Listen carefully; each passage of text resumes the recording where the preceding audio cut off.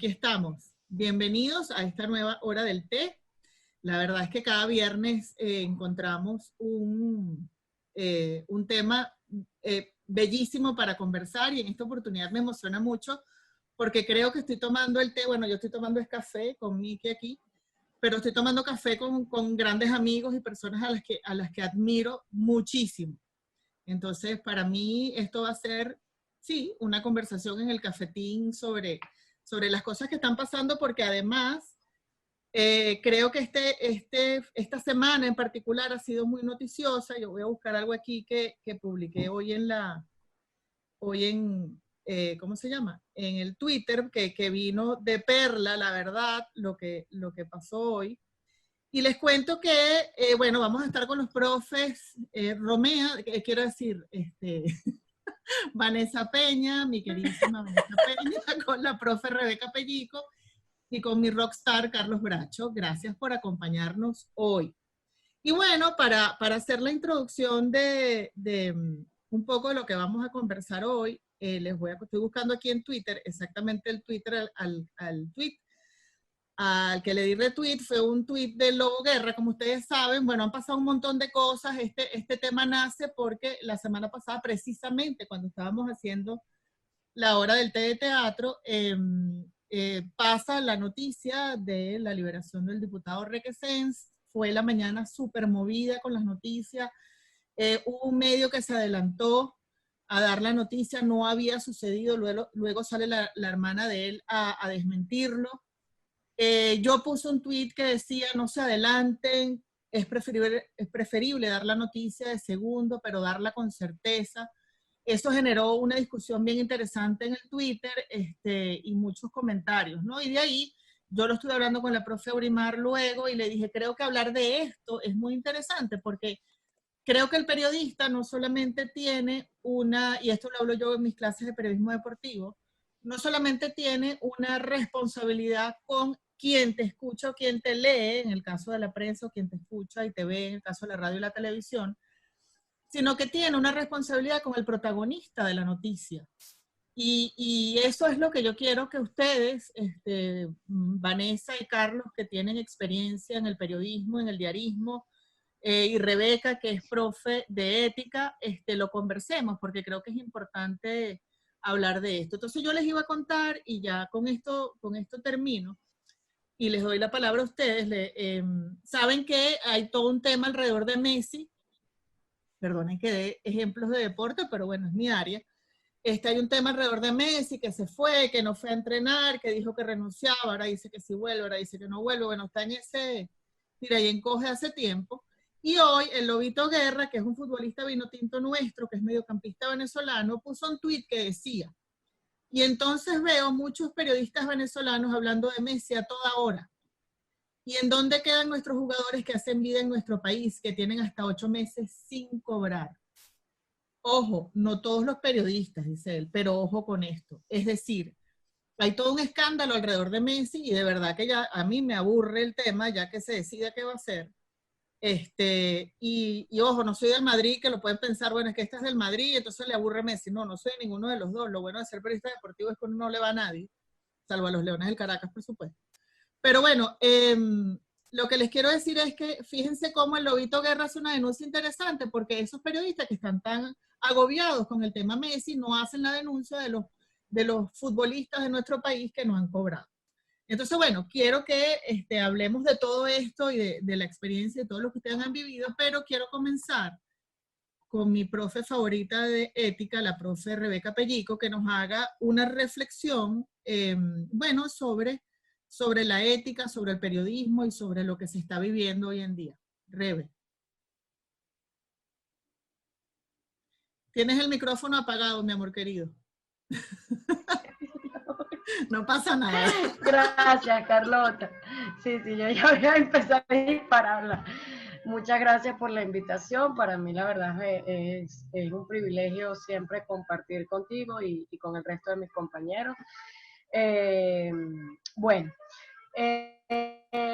la ética es un área de estudio que pertenece a la filosofía y que tiene como propósito, digamos, fundamental reflexionar y establecer criterios claros, concretos. Lo de concretos a veces es más difícil, pero criterios bastante claros que sirvan de orientadores de la conducta, ¿no?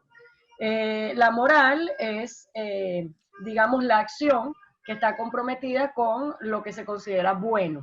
Entonces, el objeto de estudio de la ética es preguntarse por qué determinadas acciones morales son buenas y se consideran así de buenas. Y cuáles son los criterios que deben guiar a, digamos, a la persona para actuar correctamente. Yo pongo siempre cuando comienzo a dar clases de ética un ejemplo, digamos, que ilustra rápidamente esto. Supongamos que una señora está haciendo una cola ahorita, que tenemos que hacer cola, bueno, y siempre hemos tenido que hacer cola para entrar a un local, a Farmatodo, y de repente se abre un espacio y esa señora está con una niña de 7 años, esa época en la que los niños preguntan siempre por qué a todo, ¿no? Y la niña le dice, mamá, pero entremos, que hay un espacio ahí. No, no podemos entrar, no debemos entrar, debemos hacer la cola. La niñita pudiera preguntar, ¿y por qué tengo que hacer la cola? ¿No? Entonces, un poco la respuesta al por qué hacer determinadas cosas es lo que de alguna manera a lo que debe dedicarse la ética, ¿no? Por supuesto que con el pasar de los tiempos la ética empieza a partir de una discusión que se da en Grecia, por ahí por el siglo IV antes de Cristo, y un poco se da en función de preguntar si la moral es el resultado de ciertas convenciones sociales o si más bien hay criterios de tipo, digamos, universales que sirven para todos y de esa manera pues nos conduzcamos para actuar adecuadamente. Son muchas las corrientes y los modelos éticos que se han dado a lo largo de nuestra historia occidental y en el siglo XIX, finales y principios del XX sobre todo, donde empieza a darse una corriente muy interesante que es la llamada ética aplicada, que consiste en servir para determinados espacios como las profesiones y en ese sentido cómo la filosofía puede ayudar a otras áreas a establecer determinados criterios. Por supuesto que se vincula también a todo esto que estoy hablando, lo que es el comportamiento, digamos, desde la perspectiva jurídica. Habría que separar conceptos como que, bueno, que es la moral, que es la ley, por supuesto muchas de las cosas que se consideran buenas y correctas y que se deben hacer se traducen luego en leyes que están escritas en determinados códigos y que generan determinadas circunstancias, ¿no? Pero la ética aplicada pretende como servir de orientadora a, bueno, diversidad de profesiones. En este caso, hablaríamos de la ética para comunicadores sociales o para periodistas. Entonces, tú planteaste dos situaciones como muy interesantes, ¿no? ¿Qué aconsejaría la ética aplicada a aquel periodista que se adelanta a revelar una noticia? Y la otra situación que es distinta, bueno, ¿por qué en Venezuela la noticia es esta y no otra, ¿no? Entonces, una de las cosas que desde la ética se podría decir, bueno, y que la ética aplicada hace, bueno, vamos a determinar la diferencia que hay entre ambas situaciones. Son contextos distintos, digamos, ¿cuál es el criterio para exigirle, digamos, a los periodistas, ocúpense de estas noticias y no de otras? Ahí hay, digamos, diversidad de respuestas y habría que ver cuáles son. Ya Vanessa y Carlos, ¿sí? Rockstar, dirán okay, dirán, bueno, a ver, ¿no? ¿Por qué hablamos de Messi y no hablamos del sueldo de los profesores, ¿no? Pero en el caso anterior, bueno, hay un dilema ético típico que se utiliza mucho y que, digamos, se ejemplifica en muchos talleres de ética para periodistas, que es el del uso de las fuentes. A lo mejor esta fuente que publica la noticia de que Requesens está escarcelado, porque, y no sé si ellos lo dijeron que estaba, que lo habían liberado, ¿no? Porque no es lo mismo que te escarcelen a que te liberen. Exacto, es verdad. Ajá. Entonces, bueno, digamos que imagino que la agencia o quien publicó esa noticia tuvo una fuente que le informó. Entonces, justamente una de las cosas que son interesantísimas en el estudio de la ética es el manejo de las fuentes, cómo el periodista se debe relacionar con las fuentes y cuáles son esos criterios, digamos, fundamentales que deben orientar la conducta de todo periodista, no solamente en el uso de las fuentes, sino en general. Entonces, bueno, hay varias propuestas, pero básicamente se centran en la idea de que hay tres cosas que respetar, ¿no? La honestidad, en ese sentido, el compromiso con la verdad. La otra es, por supuesto, la responsabilidad social que tiene el periodista al plantear una noticia. Entonces, en ese sentido, claro, la ética pudiera decir, bueno, hay que sopesar, hay que establecer qué es más importante. Lanzar el tubazo, que creo que es uno de los conflictos que más vive un periodista y creo que es una de las cosas que más anhela, pero resulta que está el riesgo de que si lanzo la noticia y luego no es verdad, pues pierdo credibilidad, que es otro de los principios importantes que deben, digamos, regir a un comunicador social y a un periodista. Entonces, las prisas pueden generar consecuencias dramáticas, consecuencias que incluso también se pueden medir como un irrespeto al espectador a la audiencia o a la ciudadanía, al lector, a quien va a recibir la noticia, ¿no? Es lamentable para el medio que la publicó porque, bueno, incluso la hermana de Requesens entiendo que sale y dice, no ocurrió así. Pero después ocurrió en la tarde, ¿no? Entonces ahí la cosa, digamos que quedó tan mal la agencia noticiosa que lo lanzó, bueno, no sé, eso se los dejo a ustedes. Sin embargo, bueno, se supone que, digamos, el trabajo tiene que ser auténtico. Entonces, claro, habría que ver si la decisión está ahí, ¿no? Es preferible aguantarse y estar absolutamente seguros, es lo que a lo mejor la ética, ¿verdad? Diría en este caso, estar muy seguro porque tú tienes una responsabilidad con el espectador, con el receptor. Esa responsabilidad es social además. Y el valor de la honestidad, ¿no? De que sea cercano a la verdad lo que estés diciendo. Entonces incluso ya ahí hay como situaciones que hacen tambalear la manera como esta gente llevó a término esta publicación de la noticia, porque no era un hecho para el momento en que lo hicieron y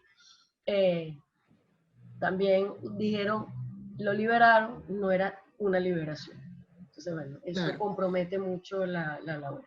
No sé si me extendí demasiado. No, buenísimo. El tema está también, Rebe, y aquí sí les pido ayuda a Vane y a Carlos, es que a lo mejor ese adelanto de ese medio o de esa agencia fue un medio de comunicación.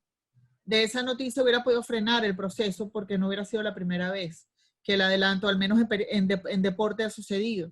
Que se adelantan a dar una noticia, fulano firmó con tal, y luego otro que efectivamente estaba a punto de firmar se echa para atrás en la firma y le friega el contrato al atleta. O sea, eso ha pasado en periodismo deportivo. Que ese tubazo puede dañar ciertos procesos. Entonces, bueno, gracias a Dios no fue así, pero uno no sabe si finalmente hubiera podido ser. Entonces, bueno, Carlos y Vane, cuéntenme desde su experiencia, larguísima y maravillosa experiencia como periodistas, como, bueno, también en las redes, ¿qué nos pueden contar sobre eso? ¿Aló? Se bueno, quedaron los dos.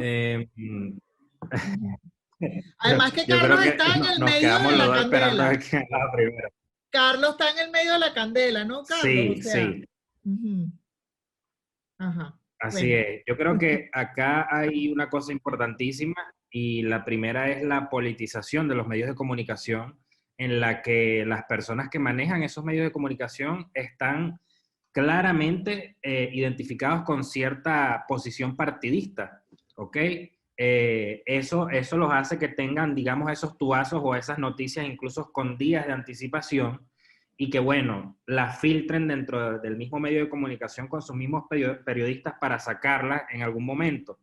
Efectivamente, a los que estamos en el mundo quizás de las comunicaciones políticas, ya sabíamos la movida que venía por allí, ya sabíamos lo que iba a suceder ese día, quizás no con cierta certeza, pero ya más o menos se conocía algo de esa noticia, pero efectivamente sacarla en horas de la mañana con un tiempo anticipado poco prudente, la verdad, porque estamos hablando de una movida que pudo efectivamente retrasarse, es decir, pudo el gobierno decir, epa, no lo vamos a escarcelar hoy, sino que va a durar un mes más, 2 meses más, 3 meses más, mientras terminan entonces las negociaciones que todos sabemos que están sucediendo ahorita por las elecciones, y que esta excarcelación, que es más eso, una excarcelación que una liberación, tiene que ver con eso, ¿no? Entonces, si me preguntan a mí, yo creo que acá está mal realmente todo el mundo. Está mal el medio de comunicación, está mal la hermana que salió a desmentirlo cuando sabía que era verdad que lo iban a excarcelar.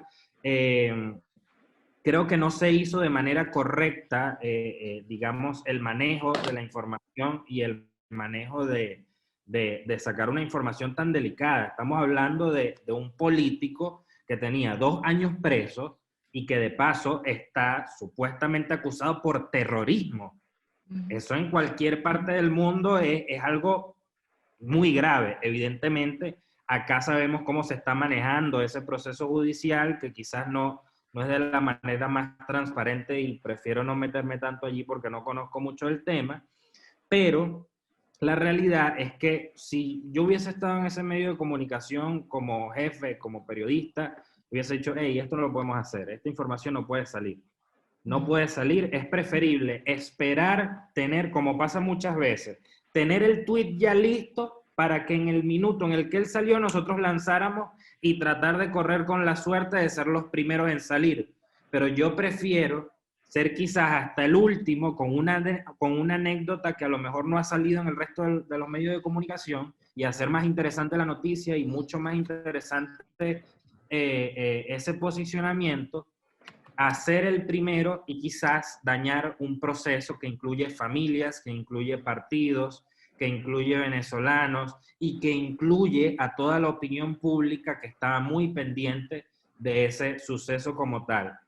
Yo creo que es muchísimo mejor esperar a la confirmación y quizás ser el tercero, el cuarto, el quinto en dar la noticia, pero con un dato agregado que haga que la gente diga, ya va, me está diciendo la noticia confirmada, pero también me está diciendo algo que ningún medio de comunicación me ha dicho.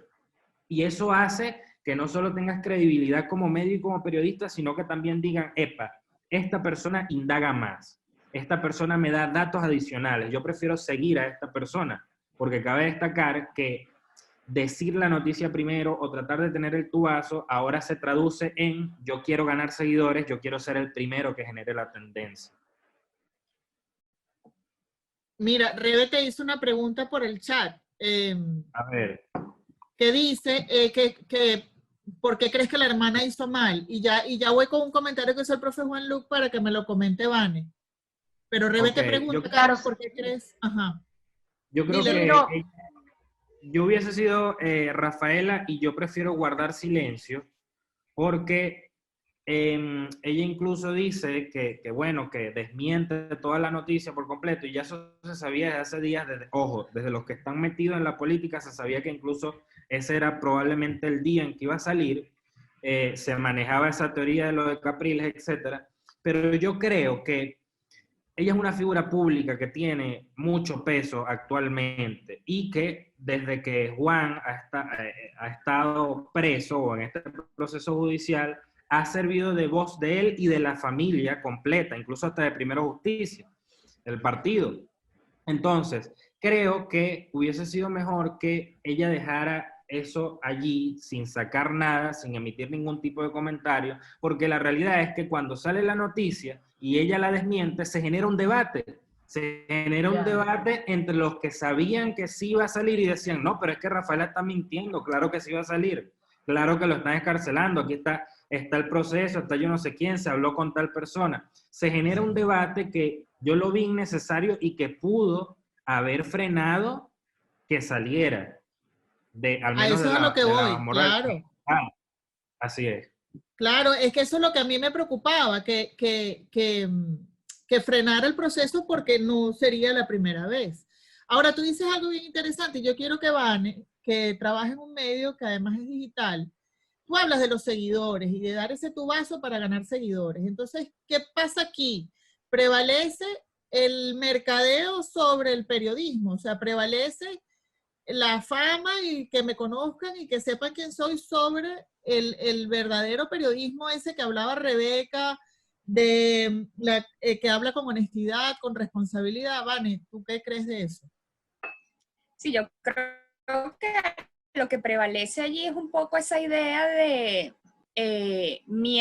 si soy el primer medio que lo publica, el medio digital que lo publica, o sea, entendiendo que son portales y ya no a través de cuentas, ¿no? Sino más bien el trabajo periodístico a través de un portal de noticias, está siempre esa idea de, no sé si es la espectacularidad, el asunto de los clics. O sea, quiero ser el primero en lanzar la noticia porque quiero ser el que dé el tubazo, el que tenga la primicia, el primero en ser reconocido como que, ajá, fue el que marcó la tendencia, el primero que lo publicó, y se dejan mucho llevar entonces por esta idea de ser el primero, porque en web, y muchos periodistas digitales de alguna manera siguen un poco esta línea, ¿no? En web, quien pega primero pega dos veces.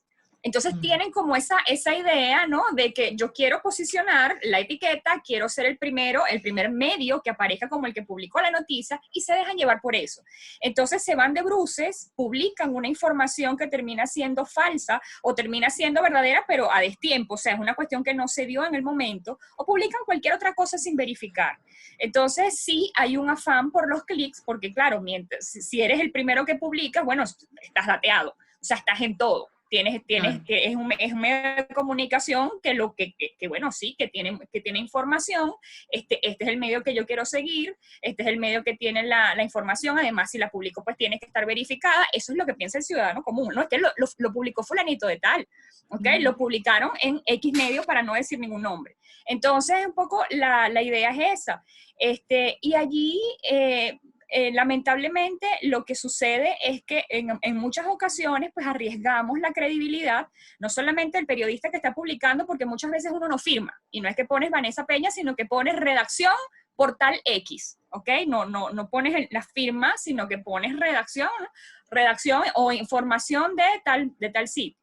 Entonces, no solamente es que arriesgas el nombre si firmas, sino que también arriesgas la credibilidad del medio, que es muy importante también.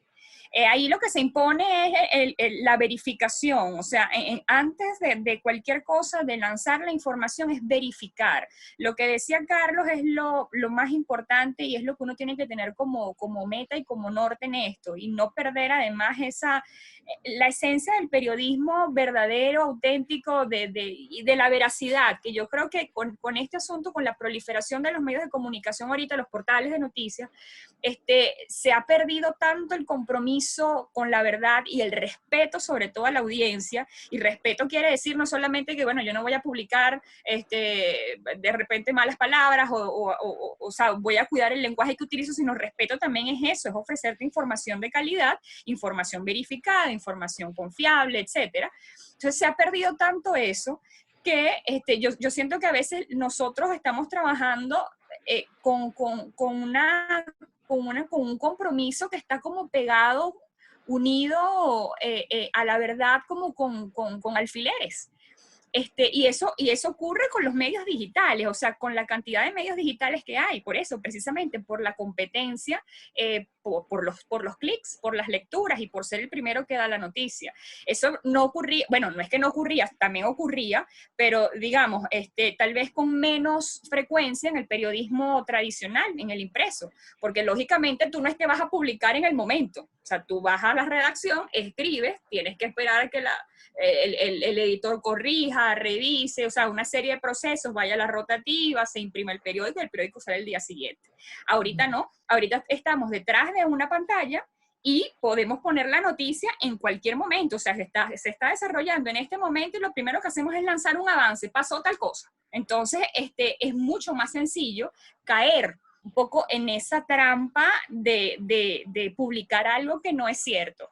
Y en el caso de este medio que, bueno, sí, que pifió al publicar una información que hasta ese momento no era cierta, o sea, no se había verificado, es verdad, o sea, a mí también me llegó por chat de periodistas, de colegas, me llegó la información de que eso iba a ocurrir en el transcurso del día. ¿Ok? Ya eso se sabía, eso cuando se sabe esa información que es comunicación política, eso se filtra en los medios precisamente para que nosotros, quienes trabajamos, quienes estamos encargados de redactar la información, estemos preparados.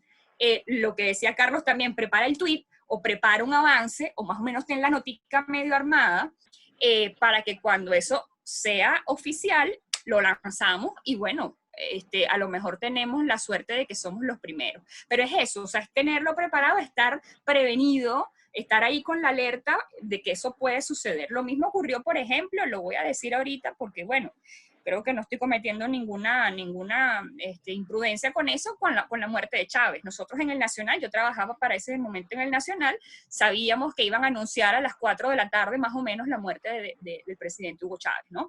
Entonces, ya uno en la redacción estaba pendiente, con el televisor encendido porque en cualquier momento lo anunciaba. O sea, eso ocurre, esa dinámica de, ojo, te lanzan una alerta, eso en los medios sucede. Ahora, lo que pasó con este portal es que realmente allí no hubo, para mí, tal vez un seguimiento de un coordinador o de un jefe de información que estuviera a cargo en ese momento.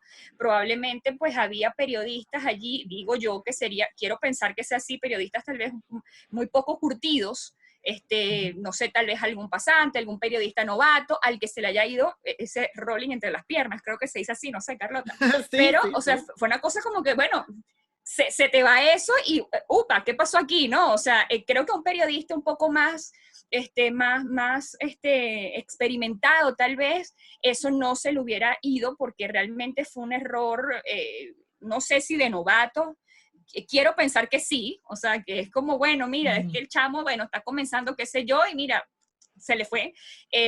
Quiero pensar que fue eso y no más bien que detrás de eso hubo un jefe que estaba ahí, vamos a darle porque esto es cierto, porque eso creo que sería, por supuesto, mucho más, o sea, ahí la ética realmente fue un pelón bastante duro, y eso yo creo que uno no se puede permitir eso, ¿no? Y menos en un país como este. Claro, no, y con el Twitter al día, que además es un hervidero todo el tiempo de miles de comentaristas, porque cuando es el mundial todos somos comentaristas de fútbol, cuando hay elecciones todos somos analistas políticos y así, pues, o sea, nos convertimos en eso. Ajá, Rebe, cuéntame, que pusiste la manito así.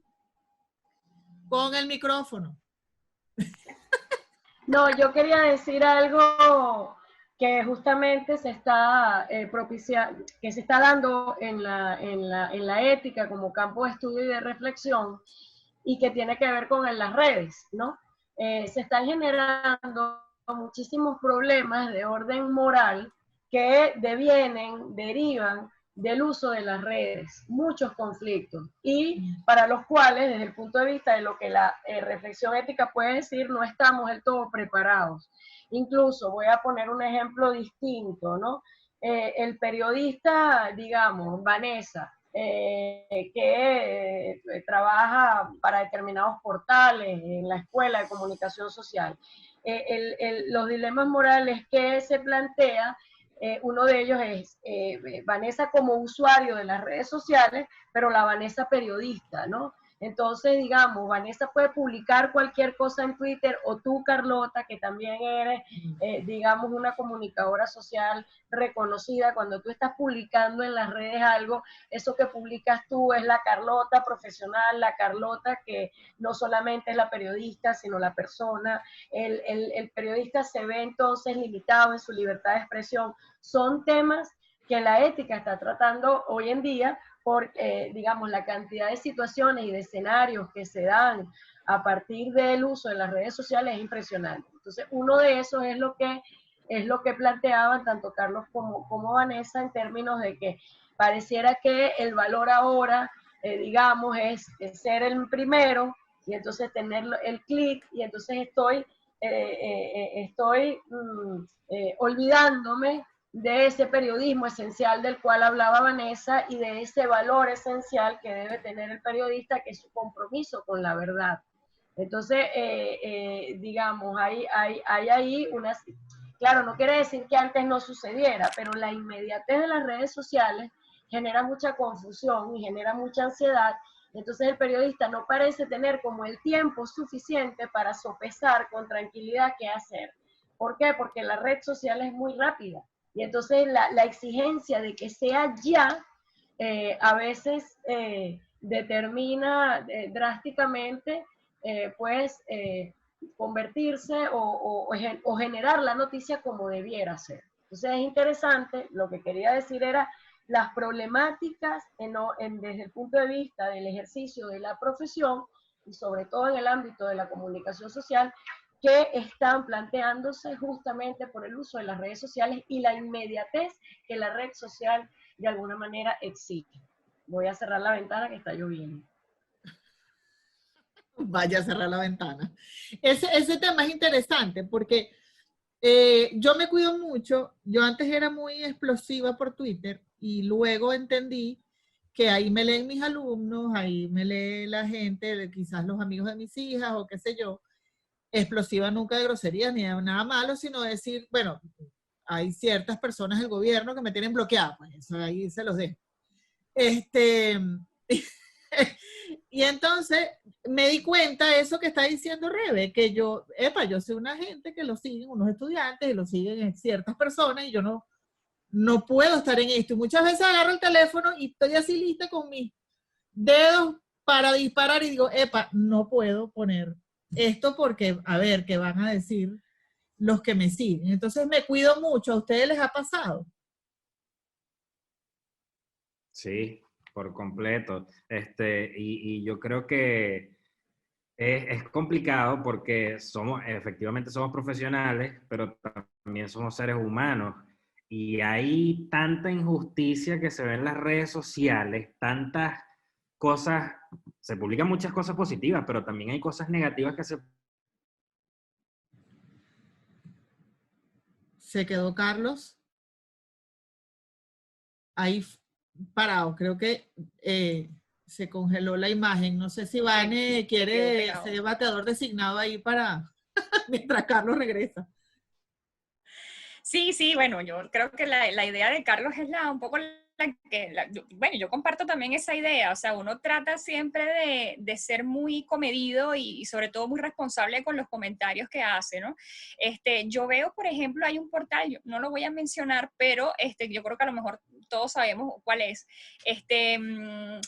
El dueño del portal, el director del portal, siempre publica, ojo, va a pasar tal cosa hoy. O sea, él siempre da como una alerta y una especie de pronóstico de lo que puede suceder, ¿no?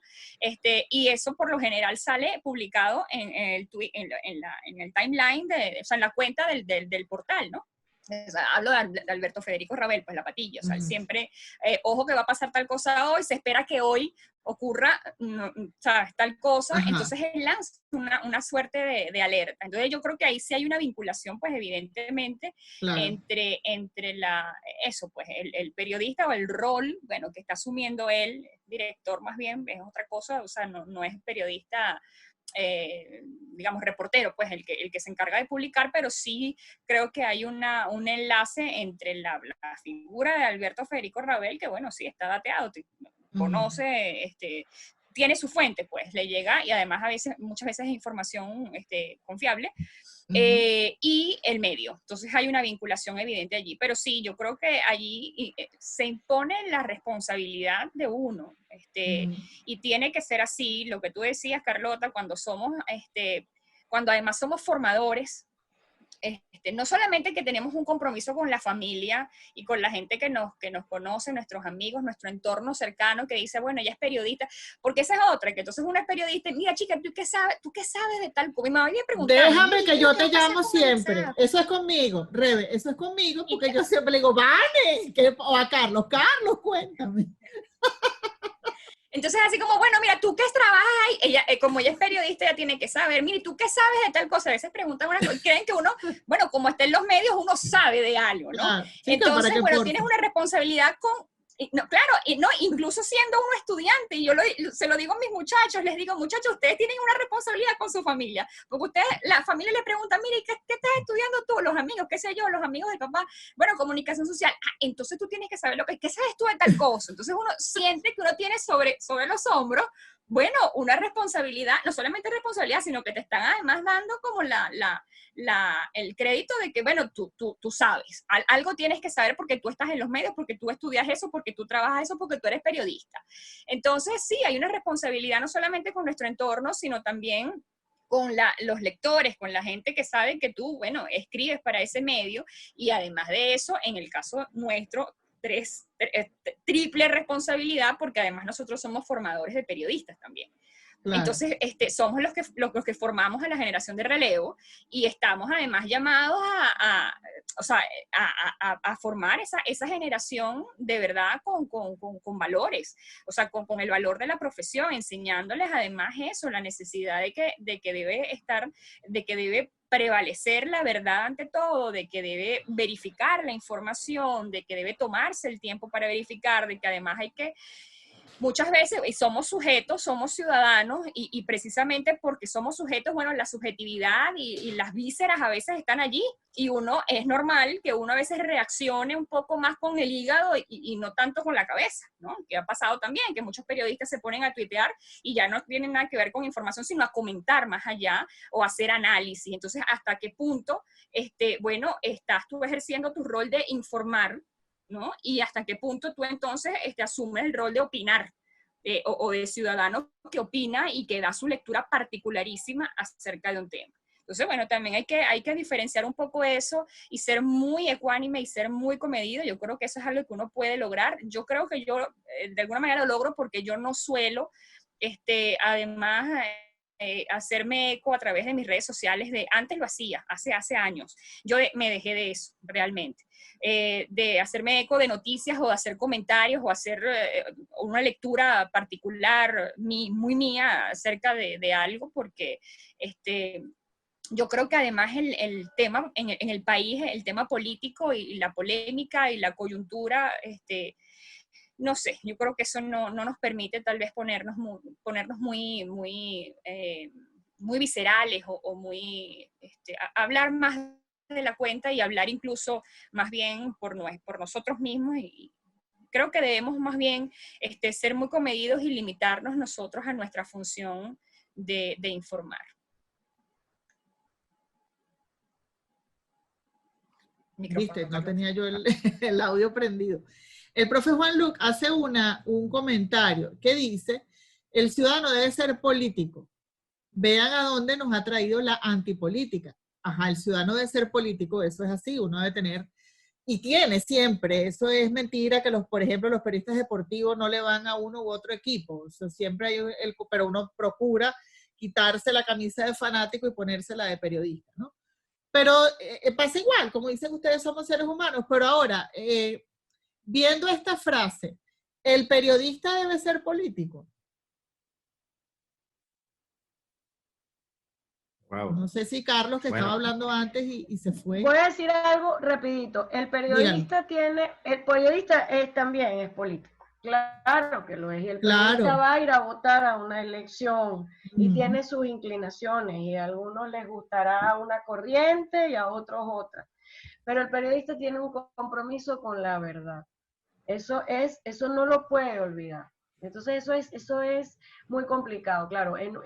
Yo no sé si ustedes están de acuerdo conmigo, pero en este país la cosa está tan polarizada, que Carlos hacía referencia a ello, bueno, ya lo sabemos, que si hay un periodista que es de un medio, que ya sabemos que su corte editorial, digamos, es de oposición o de crítica o lo que sea, y dice algo, digamos, algo bueno que lanzó el gobierno, ya lo tildan como que es político. O sea, el periodista en Venezuela está viviendo una realidad extremadamente difícil, porque si tú entonces, voy a poner un ejemplo de crítica literaria, para no, digamos, porque ustedes son los periodistas y los que tendrán muchos mejores ejemplos que yo.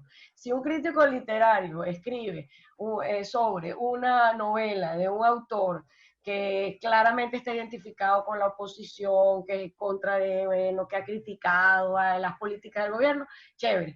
Pero si ese crítico literario, por ejemplo, dice que la obra que acaba de publicar fulanito de tal, que está, digamos, que es chavista, que todavía cree en este proyecto de revolucionario, de Chávez, de todo lo que sea, ya entonces el crítico se convierte en un chavista. No Claro. sé si me estoy explicando con lo que Eso estoy es diciendo. Entonces al periodista le perfectamente. pasa igual. Y el Claro, periodista, entonces es un rollo, porque además la audiencia, o el espectador, o el lector, o la ciudadanía está esperando. Esa es otra cosa interesante, ¿no? Las expectativas que tiene el que lee la noticia. Entonces el periodista viene y me da una noticia que no me gusta, entonces también cómo lo evalúo. Pero para responder, desde el punto de vista de la ética, el periodista tiene un compromiso con la verdad.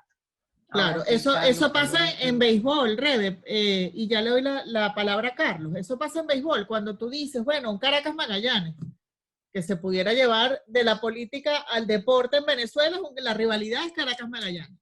Entonces, si un periodista osa decir que, bueno, efectivamente los bateadores del Caracas dieron más, este tipo es caraquista. No, no es caraquista, te está diciendo que los bateadores o los pitchers tiraron pura bola, bueno, ¿sabes? Y es así, y los fanáticos de una dicen, este es caraquista. Ah, no, es que si yo digo, no me interesa lo que está pasando con Messi, porque no me interesa, me parece todo un show, que van a decir los que me leen, este es del Real Madrid, seguro que es del Real Madrid, a esta le gusta Cristiano, no me gusta Cristiano tampoco, bueno, es muy guapo, pero no me gusta Cristiano tampoco. Juega del mundo, o sea, me encantaría que se ganara una Copa del Mundo porque es lo que le falta, pero a ver, tampoco me rasgo las vestiduras, entonces eso es lo que tú dices es bien interesante. Ajá, Carlos, cuéntanos todo, lo que nos estabas diciendo, lo que nos quieres decir y lo que nos dirás después. Sí, no, bueno, yo creo que estoy súper de acuerdo con esto de que el periodista tiene un compromiso con la verdad y tiene un compromiso con la gente y con el país. Porque si usted decidió ser periodista y decidió informar y decidió trabajar en un medio de comunicación, y sobre todo los medios ahorita que tienen tanto alcance digital, tanto por Instagram, por Twitter, por todos lados, entonces tienen un compromiso con la gente. Evidentemente todos como seres humanos tenemos posturas políticas, tenemos diferentes gustos, nos enamora más el discurso de cierto político y de otro nos disgusta y no nos gusta para nada, etc. Pero el problema radica y quizás crece cuando ese periodista utiliza su posición para influenciar a su público, para influenciar a los miles o cientos de personas que tiene de alcance y que se dejan guiar por los ideales que tiene ese periodista, porque es que en este país los periodistas que consiguen dar tubazos, que tienen un gran alcance, o como por ejemplo acá, no es lo mismo que salga un periodista de X medio de comunicación a que salga Vanessa en representación de la Escuela de Comunicación Social de la Universidad Católica Andrés Bello dando una información. Eso genera una posición que hace que la gente diga, ya va, ¿yo por cuál me voy? ¿Por la que tiene más cargo o por el que no conozco que tiene 10 seguidores? La gente se va por la que tiene más cargo. ¿Qué pasa? ¿Qué sucede cuando ese periodista que tiene, digamos, cierta posición, utiliza esa posición para influenciar? Para decir, bueno, yo creo que lo que está haciendo tal persona está mal. ¿Y qué pasa? Que en este punto, y es el punto delicado y donde quisiera que la profe Rebeca, digamos, nos dé un punto de vista de ética allí, porque me ha tocado ver en los medios de comunicación cómo muchos periodistas son financiados para opinar, son financiados para soltar un tweet, son financiados para soltar una nota, son financiados para crear una matriz de opinión y para decir algo que muchas veces no es correcto. Ojo, todos entendemos que cuando estamos en un medio de comunicación, primero, éticamente y profesionalmente estamos de acuerdo con esa línea de ese medio de comunicación. Porque como buenos periodistas que somos, cuando no estamos de acuerdo con esa línea comunicacional, preferimos salirnos y buscar otro trabajo. Evidentemente, en este país y con lo que estamos viviendo de pandemia, es un poco complicado hacer eso. Si esa línea comunicacional cambia, a lo mejor es complicado para nosotros irnos a otro medio de comunicación porque las fuentes de empleo quizás no están tan grandes y tan amplias. Pero la realidad es que nosotros nos casamos con líneas comunicacionales que creemos correctas y que van un poco con nuestro sentir, con nuestra parte profesional y con lo que pensamos. Entonces yo creo que el problema radica allí cuando el periodista utiliza su posición profesional y de poder para generar matrices de opinión, influenciar y llevar a la gente a que piense lo mismo que él piensa. Yo creo que allí se pierde ese compromiso con la verdad y ese compromiso con la gente. O sea, creo que no es correcto. Pero eso no solo pasa en Venezuela, Carlos, también lo vemos con CNN y su pelea eterna con Trump. O sea, no es Venezuela nada más. O sea, Trump puede hacer algo maravilloso y CNN jamás lo va a publicar. Porque no, pues porque no les da la gana o porque, no sé, tienen otra idea. O sea, que no es que somos nosotros los venezolanos que estamos así. Podemos ver que hay otros. Exacto. Hay otro caso, como por ejemplo, para que lo tenemos acá también cercano, en Colombia, o sea, hay una línea para Duque y hay otra línea para Santos y hay ahora otra línea para Uribe, o sea, es una locura. Pero yo creo que con ese tipo de cosas hay muchas veces que no se pueden evitar, pero creo que los que estamos desde los puntos de formación, desde las universidades, tenemos no solo el poder, sino la responsabilidad de sembrar en nuestros jóvenes, de sembrar en nuestros estudiantes ese tipo de ejemplos para que ellos digan, ok, que al menos cuando vayan, empiecen de pasantes o empiecen en un medio de comunicación, digan, ya va, la profe Carlota, la profe Vanessa, la profe Rebeca, el profe Carlos me enseñaron esto. Y al menos que quede eso sembrado allí, ¿no? Esa parte de profesionalismo y de ética que en algún momento los haga pararse firme y decir, esto es lo correcto, esto es lo que se adapta a el nivel profesional de ser un ucavista, al nivel profesional de ser un ucedista, etc. Creo que por allí van los tiros, ¿no? Y sí se puede. Yo siempre le digo a mis chicos de periodismo deportivo que no piden autógrafos, que ellos están trabajando, que ellos no son fanáticos. Que si acaso le pidan a otro que le tomen la foto mientras están haciendo la entrevista y así les queda el registro, el recuerdo. Y en estos días, una estudiante que en este momento está en un medio de comunicación, lleva los deportes, imagen de ese medio en la parte deportiva, le preguntaron, debes tener muchos autógrafos en estas cosas que uno pone en Instagram con preguntas. Y ella contestó, no, porque a mí me enseñaron que si yo estoy trabajando no puedo pedir autógrafo. Yo me sentí así como cuando mis hijas dicen, bueno, es que mi mamá no me deja y a mí no me importa. ¡Ay, qué alegría que lo logré con alguien!, ¿no? Entonces, claro que se puede. Mira, aquí hay un comentario de la profe Genevieve que dice, se los voy a leer para que ustedes a partir de allí hagan la reflexión. Los periodistas tienen una enorme responsabilidad y compromiso ante la ciudadanía, porque su palabra puede tener enorme poder para construir o destruir personas y realidades. Por eso debe cuidar lo que informa y cómo lo informa sin que eso implique necesariamente autocensurarse. Ahí les dejo esa perla, a ver ahí le tiro la bola de quién la quiere agarrar.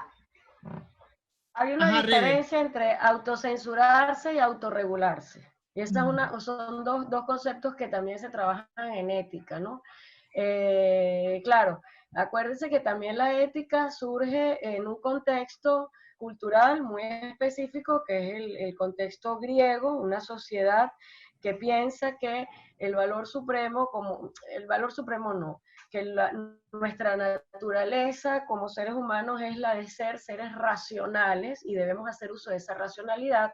Y entonces, por supuesto, esta gente influyó mucho en la idea de que nuestra razón ha de servir para el autogobierno de sí mismo, ¿no? Y nosotros heredamos eso de los griegos.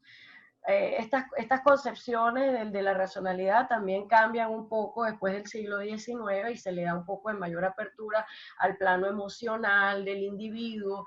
Fíjense que hoy en día hay muchas publicaciones a través de la psicología y de otras ramas acerca de la importancia de controlar las emociones, pero no podemos anularlas porque las emociones son importantes. Y bueno, digamos que hoy para el momento en el que estamos, nos reconocemos como seres racionales, pero también sabemos que el ámbito emocional, el ámbito de nuestros, digamos, de nuestras apetencias también forman parte de nuestra naturaleza, ¿no? En tanto humanos.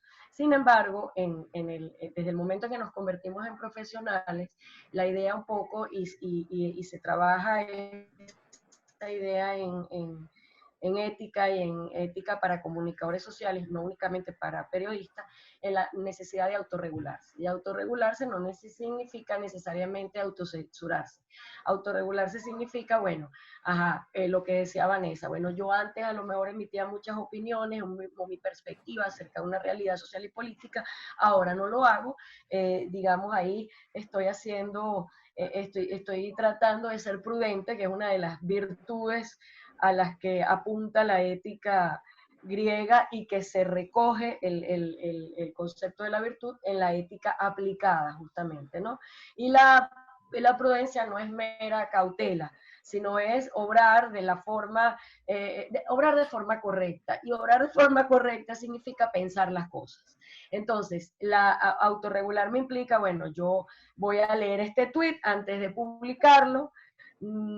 Es más importante el contenido que tener 25,000 seguidores. Esto que yo voy a publicar tiene un efecto. Es como, digamos, pensar con una perspectiva amplia, pues lo que implica una publicación de 300 caracteres.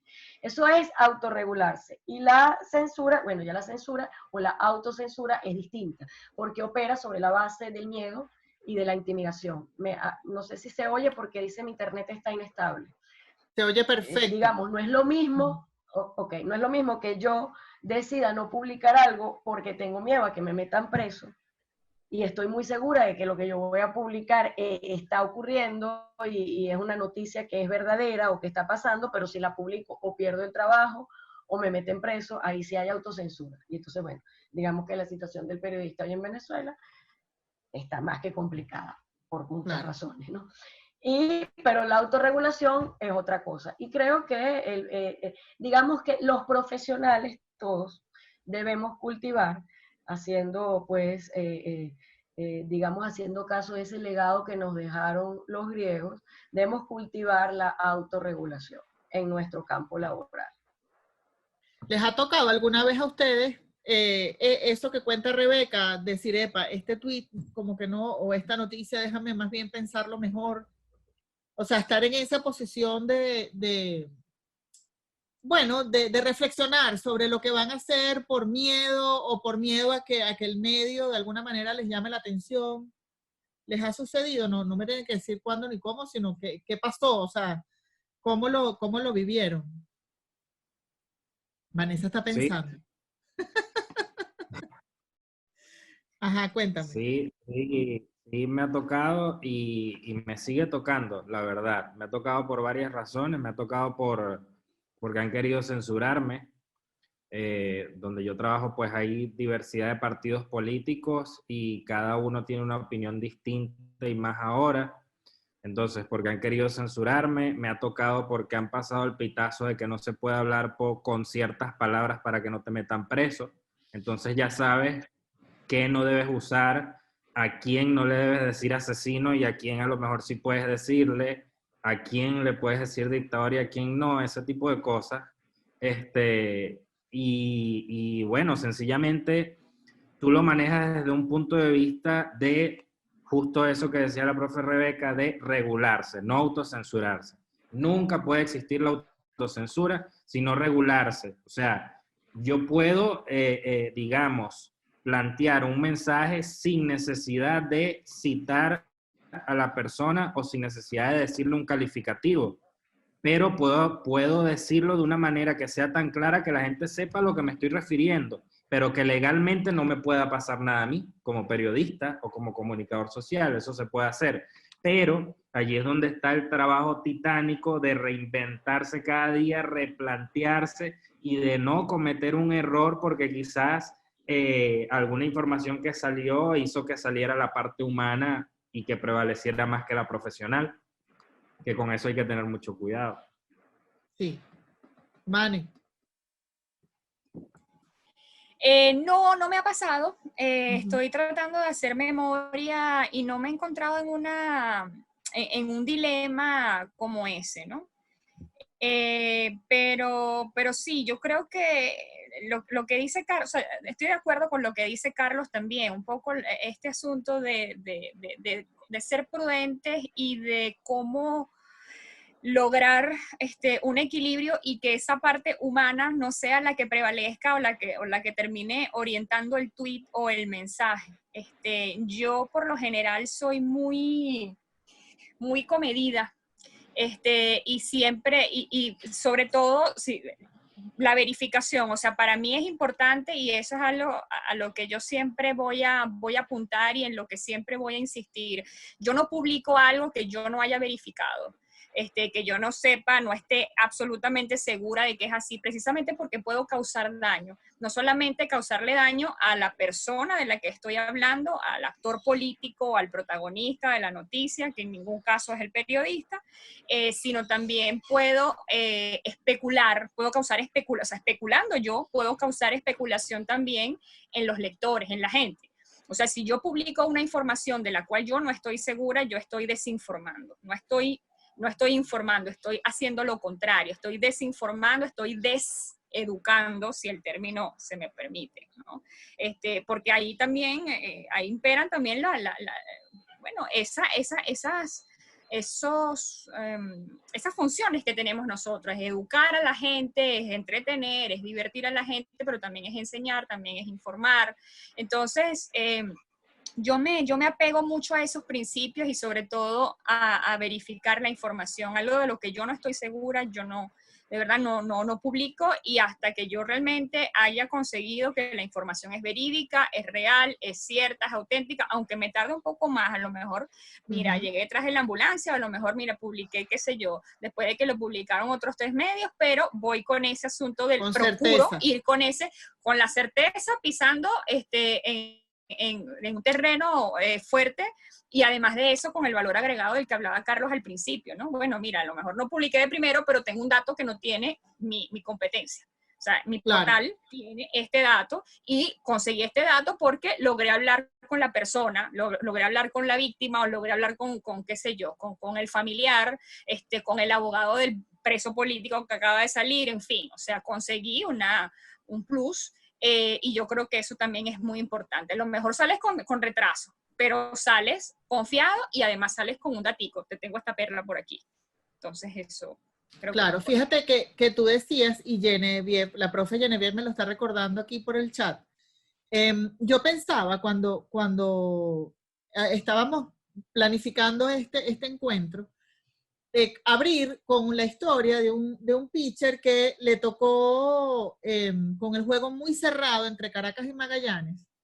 Era un triple empate para ir a la final entre Caracas, Magallanes y Zulia. Se jugó en el Zulia. En el Zulia hay un público muy difícil. Creo que Zulia y Caracas, bueno, y Lara más o menos son los públicos más difíciles. Pero bueno, el cuento es, y es lo que yo siempre se lo digo a mis estudiantes en periodismo deportivo, o sea, siempre les cuento esta historia a mis estudiantes, no sé si decir el nombre del pitcher, pero bueno, El juego estaba muy cerrado entre Caracas y Magallanes, y era el 9º inning, y resulta que sacaron un novato, muy novato, que tenía prospectos de grandes ligas, pero era novato. El muchacho de los nervios le dio un boleto a, creo que fue Curtis Godwin, si no mal no recuerdo. Al darle boleto, entró la carrera que estaba en tercera y por supuesto perdió Magallanes y fue Caracas contra Zulia para ir a la final. Finalmente perdió Caracas y fue Zulia quien fue a la final. Pero bueno, la historia es que a este muchacho le hicieron tanto daño en los periódicos y los comentaristas y dijeron tanta cosa, que no jugó más nunca. Ese muchacho no jugó más nunca. Entonces yo siempre le cuento esto a mis alumnos y les digo, hay que tener cuidado con lo que decimos, no solamente por quien nos lee, o sea, por la responsabilidad con los lectores o con los oyentes, sino por la responsabilidad de los protagonistas de la noticia. Bueno, ya yo conté, ahora cuenten ustedes. Porque, bueno, además también podemos destruir vidas. O sea, así como podemos ensalzar a la gente, endiosarla y ponerla allí, darle cobertura, darle espacio en los medios, también podemos destruirle la carrera a la gente. También tenemos que pensar que esa gente tiene familia, entonces también podemos perjudicar a la familia de esas personas, ¿no? Claro. Entonces hay que tener mucho cuidado también con eso. O sea, esta es una profesión en la que uno tiene que trabajar desde la sensibilidad también. O sea, el periodista tiene que ser guerrero, es verdad, tiene que patear calle, tiene que ser aguerrido, tiene que ser duro, tiene que saber poner los límites frente a un entrevistado que a lo mejor es, bueno, sabemos que a lo mejor es un entrevistado complicado, un entrevistado difícil, pero debemos aprender a ser también muy firmes. Y ser firmes no quiere decir ser duros, enfrentándonos a la fuente o enfrentándonos al entrevistado, a la persona que nos está declarando, si es que estamos haciendo una entrevista, lo que sea. Ser firme quiere decir, bueno, asumir la labor con la mayor responsabilidad posible, pero también siendo muy, muy objetivo, muy honesto, ¿ok? Más que hablar de objetividad, y me gusta hablar es de honestidad, muy honesto, pero también siendo muy sensible. Creo que ahí tiene que haber un balance, y es un balance que se logra para mí con los años, con la experiencia, con el trato, con la gente, con el ejercicio de la profesión. Así como, por ejemplo, cuando el periodista que tiene 30 años cubriendo sucesos, por ejemplo, bueno, ya no le da tal vez esa cosa en el estómago cuando tiene que ir a la morgue, porque ya ha desarrollado piel, ¿no? Ya se ha puesto durito, ya tiene la piel curtida. No es lo mismo que un periodista que a lo mejor, bueno, está comenzando su carrera, tiene 24, 23 años, está saliendo de la universidad y de una vez lo mandan a la morgue. O sea, se encuentra como... ¿no? O sea, hay una diferencia, y yo creo que sí, que la experiencia definitivamente también tiene mucho que ver con el sentido común, con el criterio. O sea, creo que tiene mucho que ver con nosotros mismos como personas, pero también eso va acompañado mucho de la experiencia que tengas, porque la experiencia aquí en esta profesión también hace la diferencia. Es así. Rebe, cuéntame. Que también partiendo de lo que dice Vanessa, lo que tú contaste, de ese muchacho al que, bueno, también el periodista, creo, debe conocer la sociedad en la cual vive, se desarrolla, publica y ejerce. Y nosotros también como sociedad podemos ser muy superficiales más de las veces, ¿no? Eso también es otra cosa interesante. Porque bueno, a lo mejor el periodista, Carlota, en el caso que tú estás contando, porque además una cosa es a lo mejor hacer el periodista que se convierte, porque entiendo que está el periodista que se dedica a la noticia y a decirte qué pasó, pero también está el que hace análisis económicos, políticos, sociales. Entonces el periodista que analiza a la vez que da la noticia, digamos, adquiere otras dimensiones en su profesión que también generan complicaciones. Pero digamos que la sociedad, en este caso que tú cuentas, esa opinión pública también puede en algunos casos, y lo que voy a decir, bueno, a lo mejor no gusta mucho, pero a veces los venezolanos somos también un poco un poco frívolos, ¿no? Entonces, escuchamos la noticia, leemos la noticia y emitimos una opinión rápida, no indagamos lo suficiente, le vamos contando al vecino, entonces el propio, ahora muchos juegan a ser periodistas porque las redes también lo han permitido sin serlo, esas cosas que dicen, bueno, comunícanos desde tu comunidad cuando si se fue la luz y también juega a ser periodista. Ah, bueno, aquí se fue la luz, entonces hay también un lío interesante cuando se discuten estas cosas que están vinculadas con a quién le estoy dando yo la noticia. Entonces, a lo mejor en ese cuento que tú echaste, que es lamentable, sí, por supuesto que digamos, el que analizó la situación de juego, el que le habrá echado a lo mejor la culpa al entrenador o directamente al muchacho, porque esto me recuerda una vez a Ramos, yo no soy muy de deportista, creo que fue Ramos o Raúl, yo no me acuerdo que uno de estos jugadores españoles de fútbol, que era jovencito, y entonces estaba jugando una final y era a través de penalti y lo falló. Y entonces decían, ¿cómo es posible que hayan puesto a este jugador tan jovencito? Luego ese jugador, que ahorita no recuerdo quién es, bueno, creció y se ganó lo que se ganó y fue bueno. También por eso digo, depende también de la sociedad, ¿no? En la que estamos. Entonces el periodista tiene que conocer, hay un compromiso con la verdad, por supuesto esa es una máxima,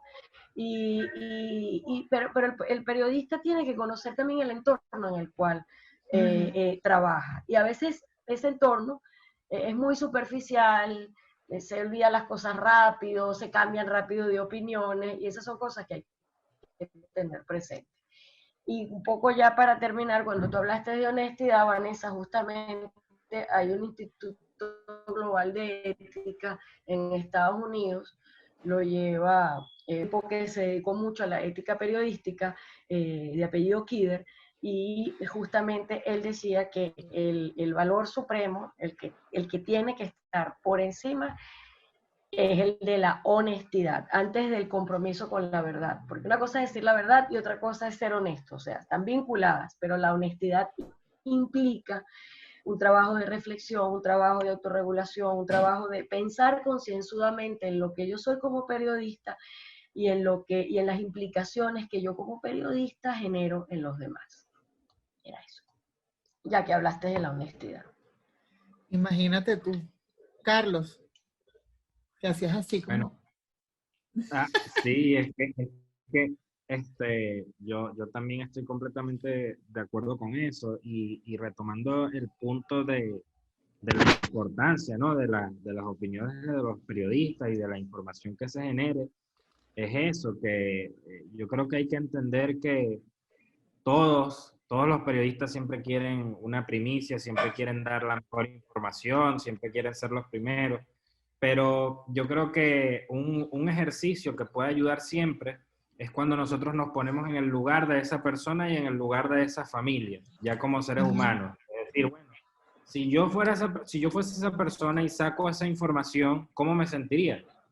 ¿Qué pasaría en mi círculo familiar? Si evidentemente si es muy negativa o algo así. Entonces yo creo que ponernos en eso nos ayuda nuevamente, voy con el tema de regularizar la manera en la que transmitimos la información, en la que hacemos llegar los mensajes, para que la gente los decodifique y bueno, sea información que sea sana, que esa es la importancia. Yo creo que ahorita se busca mucho más llamar la atención que informar. Ojo, evidentemente llamar la atención lo hacen por lo general ese tipo de personas que están jugando a ser periodistas, que no tienen la capacitación, que no están formados y que bueno, evidentemente muchos con lo que está pasando de la pandemia dicen, bueno, ya va, donde yo hacía los shows o mi lugar de trabajo, pues ahorita no puede ser, entonces ¿qué hago? Hago un podcast informativo y me lo tomo con mucha ligereza y digo cualquier información a mi manera, desde mi punto de vista, y quizás eso no es lo correcto, y eso se está viendo muchísimo. Y resulta que esos podcasts están generando matrices de opinión y están influenciando a nuestros estudiantes, a otros jóvenes, a familias, y es allí donde nosotros tenemos que atacar, ¿no? Como profesionales. Es allí donde tenemos que ir y decir, epa, ya va, hay cosas que hay que aclarar acá, o esta es la manera correcta de hacerlo, ¿no? Entonces, bueno, yo creo que parte de eso, parte un poco de esa lucha que tenemos ahora, entender que los tiempos han cambiado y que la importancia que se le, sí, por decirle, si en febrero se le daba importancia a las redes sociales, ahorita en agosto se les da el triple de importancia. Entonces, nos toca a nosotros hacer un ejercicio bien fuerte y bien contundente de adaptarnos a cierta terminología nueva, de adaptarnos a cierta manera de enviar la información de manera distinta para que, digamos, quienes quizás no están tan preparados no nos pasen por encima generando ciertas opiniones o ciertos programas o cierta terminología que no es la correcta y que más bien desde nuestra parte profesional y ética podamos ayudar a que estos nuevos jóvenes, a que estos alumnos que tenemos en nuestras manos, gracias a Dios, puedan entender cómo se hacen las cosas de verdad y puedan entender la importancia de decir un hola en las redes sociales. La importancia de decir ese hola, cuándo lo dices, por qué lo dices, cómo lo dices, si lo dices con un punto y una coma y algo viene después, si lo dices con signos de exclamación, ¿por qué lo estás diciendo? Por ponerle un ejemplo. Eso tenemos que dejarlo muy claro.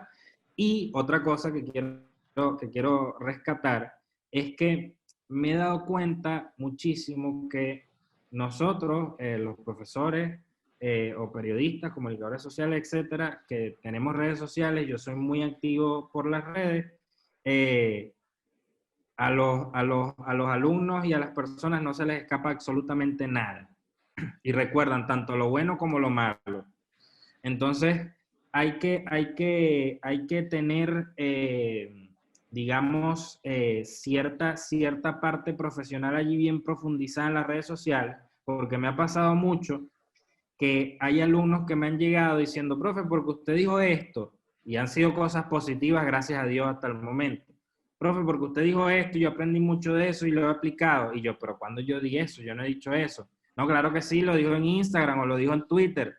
Resulta que no lo di en una clase, pero sí lo di en las redes sociales. Gracias a Dios ha sido algo positivo y eso es bueno. O sea, pero entender que muchas veces a lo mejor no tenemos tantas visualizaciones o tantos retweets o tantos comentarios, pero hay alguien siempre oculto que está viendo cada paso, que está viendo la matriz de opinión, que está viendo para generar, para aprender y para posicionar información, ¿no? Sí, así es. Bueno, nos quedan 10 minuticos. Creo que sería interesante para otra hora del té, no sé qué les parece, si conversar sobre las redes sociales precisamente y sobre esa presencia en redes sociales. Creo que sería súper genial. De estos encuentros siempre sale 2 o 3 temas más porque hay tanto de qué hablar. Entonces, bueno, como nos quedan 10 minuticos, yo quisiera una reflexión final de precisamente como se llama nuestro encuentro de hoy, nuestra hora del té de hoy, del poder de la palabra, del poder de nosotros como periodistas y eso que tenemos en las manos que es tan complicado. No sé si quiere comenzar Rebeca con esa reflexión. Voy no sé qué a está terminar pensando, pero por si acaso la tuya. No, chica, voy a terminar con una reflexión de un filósofo que se convirtió en un hito para la historia de la ética, que es Immanuel Kant. Su obra, bueno, todavía hoy, por supuesto, sigue siendo sigue siendo fundamental para quienes se dedican a la ética y sobre todo también se recogen muchos de sus postulados y sus planteamientos en el contexto de la ética aplicada.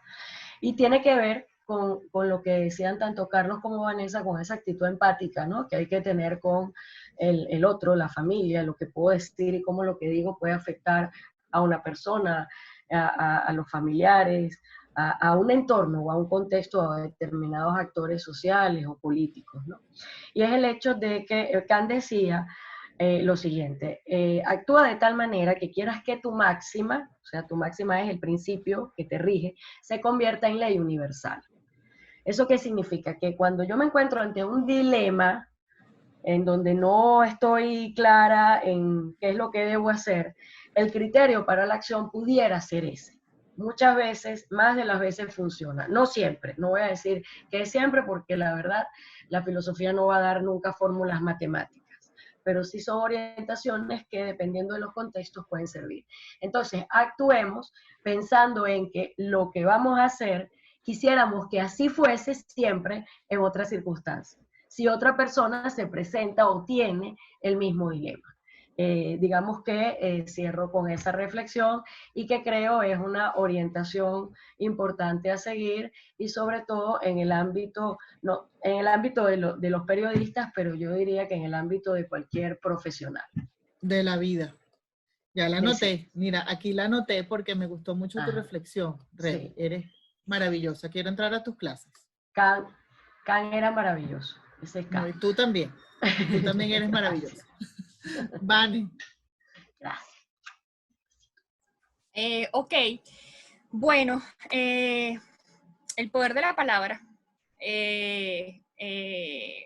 Yo siempre les digo a mis alumnos que nosotros somos artesanos de la palabra, somos artífices de la palabra. Y esto se lo digo a mis muchachos cuando les doy clases de comunicación escrita, por ejemplo, ¿no? Y los enseño a escribir, a poner el punto, la coma, ortografía, un poco a estructurar sus ideas, sus planteamientos, a darle forma, a darle sentido, para que ellos entiendan que la palabra es importante cuidar el lenguaje y la manera como decimos las cosas, ¿no? O sea, hay que decirlas con claridad, redactar de una forma clara, de una forma sencilla para que el mensaje llegue y todo lo demás. Sin embargo, este asunto de la palabra y de la importancia de la palabra no solamente se entiende desde ese punto de vista de cómo redactar bien para que se entienda y para que sea claro, sencillo y el mensaje llegue. También tiene que ver mucho, ya cuando uno habla desde el punto de vista periodístico, desde la perspectiva ya profesional del periodista, tiene mucho que ver con la responsabilidad que nosotros asumimos frente a la audiencia, la responsabilidad de informar a la gente. Y no solamente ahí es cuando, bueno, que las cosas estén bien escritas y que le llegue a la gente, sino también lo que vamos a decir nosotros. La información que nosotros tenemos en las manos, o sea, la información es poder. Siempre lo decimos y es un cliché. Esto es un cliché porque lo estamos escuchando desde que llegamos a la carrera el primer día, primer semestre.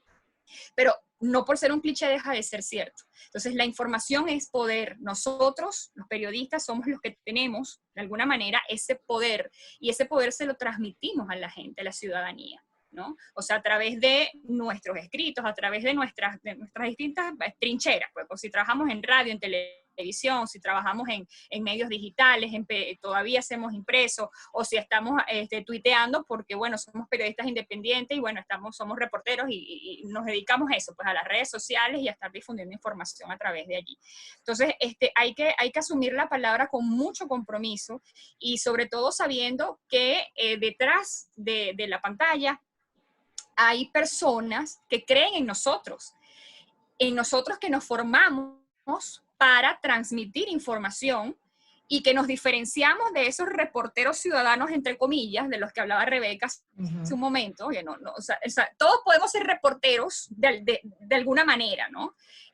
Porque bueno, ahorita cualquiera con un teléfono, si yo soy una ciudadana común, supongamos que yo sea geógrafa o yo sea ingeniera, pues de repente yo voy en el metro y yo digo, bueno, hay una descarrilamiento de trenes, no sé qué, me convertí en ese momento por un minuto, por ese tuit que yo puse, fui una especie de reportera, una suerte de reportera, ¿no? De lo que está sucediendo en ese momento. Si en mi comunidad hay un problema con el agua, a lo mejor yo hago la denuncia, o si en mi comunidad resulta que hay una protesta o está pasando algo, yo hago la denuncia y resulta que, bueno, yo difundí esa información sin ser reportera, sin ser periodista.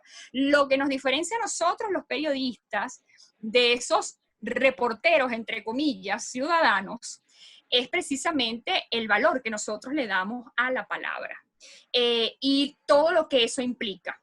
Eso implica compromiso, eso implica saber cómo decirla o cómo comunicar esa información, eso implica recurrir a las fuentes, eso implica verificar, eso implica una serie de cosas. Y ese asunto también de la sensibilidad y de cómo tratar el tema.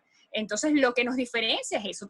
Digamos que todos tenemos el don de la palabra. Todos los seres humanos tenemos el don de la palabra, el don de poder escribir, decir, opinar, en fin.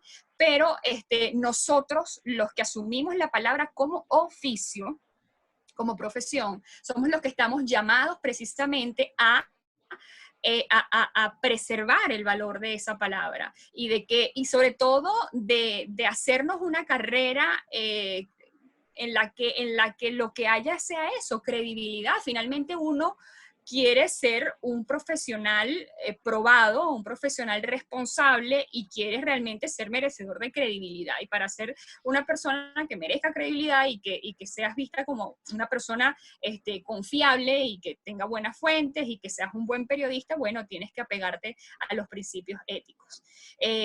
La palabra es sumamente poderosa y eso, sacándolo del tema periodístico y yéndonos incluso a la parte esotérica, fíjense que la gente dice, no, hay que decretarlo, la palabra es poder y lo que digas, no sé qué, eso se convierte en una realidad, tienes que crear la realidad, tienes que pensarlo, tienes que hacer un decreto, qué sé yo. Entonces sí, desde toda perspectiva e incluso en los distintos ámbitos nosotros vemos cómo la palabra es algo sumamente importante.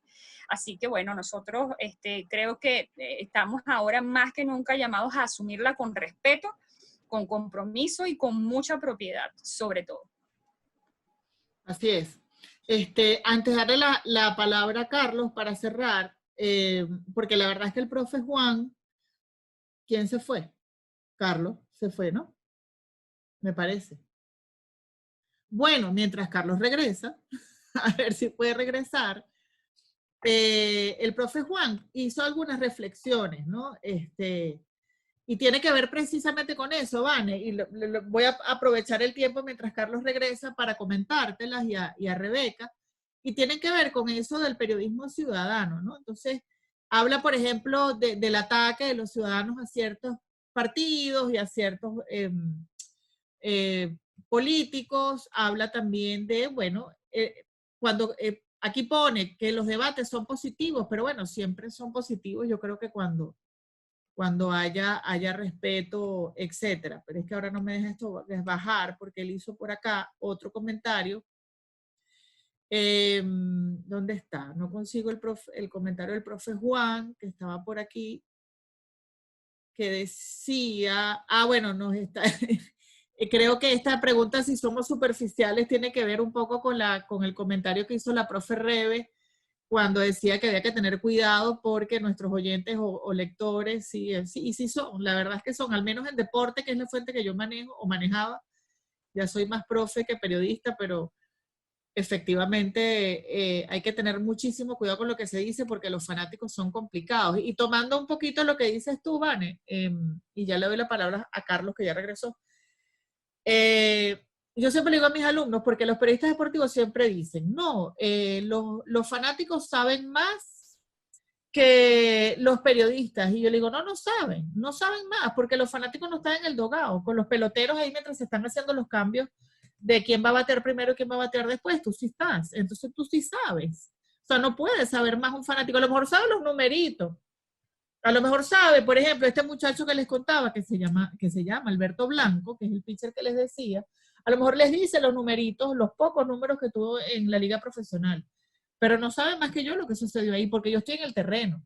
Entonces eso es un poco lo que tú estabas diciendo. Bueno, sí, profe, son pasteleros, pero eso no lo digo yo porque el profe Juan Luc pone somos pasteleros. Pero eso no lo digo yo porque eso es muy feo, profe.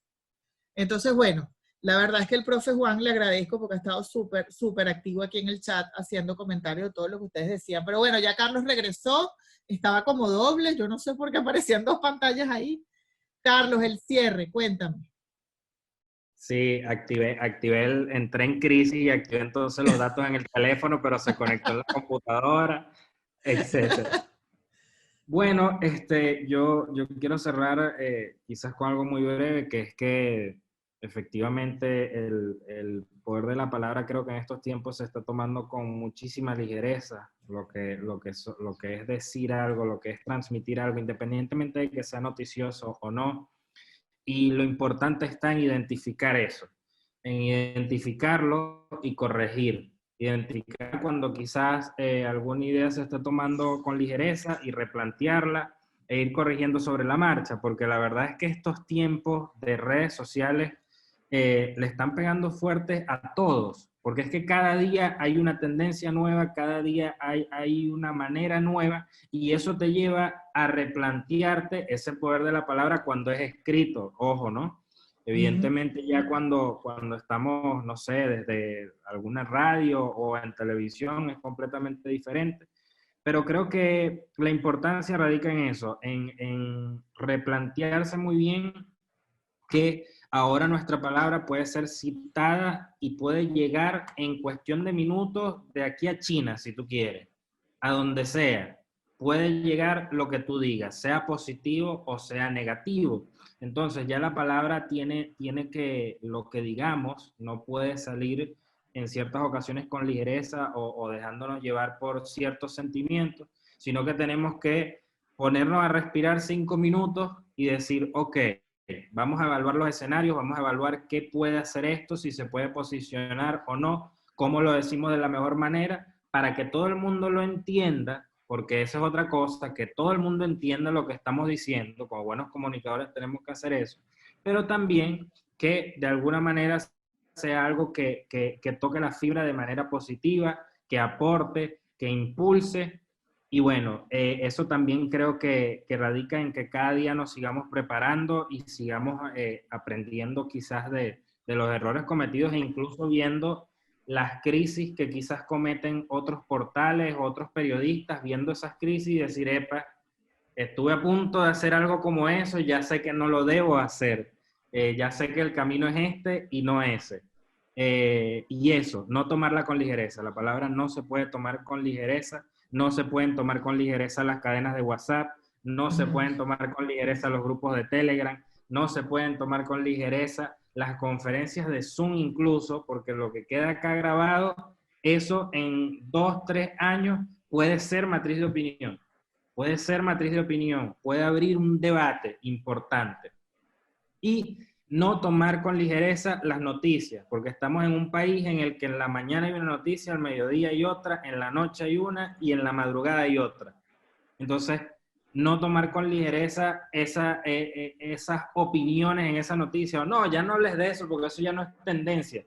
Óyale, pero si estamos hablando de un ser humano que es preso político, por poner un ejemplo, o estamos hablando de uno de los mejores futbolistas del mundo, ¿cómo que ya pasó de moda? ¿Cómo que ya no es tendencia? Claro que hay que seguir hablando de eso, por ejemplo. Esa sería mi reflexión, no tomarlo con ligereza. Así es como, ajá, Rebe, cuéntame.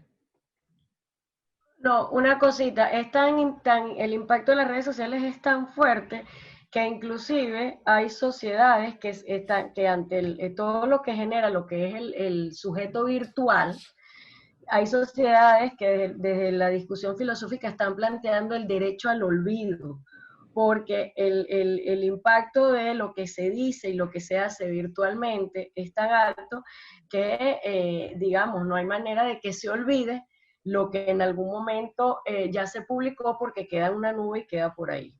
Entonces es sumamente interesante lo que tú dices. No es que llega a la China en 2 segundos, sino que de paso se queda. Es más, voy a anotar esa frase, el derecho al olvido, porque creo que así podemos, Aura y yo, ponerle al webinar que hablemos de, o a la hora del té, esto no es un webinar, a la hora del té que hablemos de las redes sociales. Me gustó eso, el derecho al olvido. La verdad es que sí, es un tema complicado ese de las redes sociales. Es como la historia que hemos escuchado varias veces, que es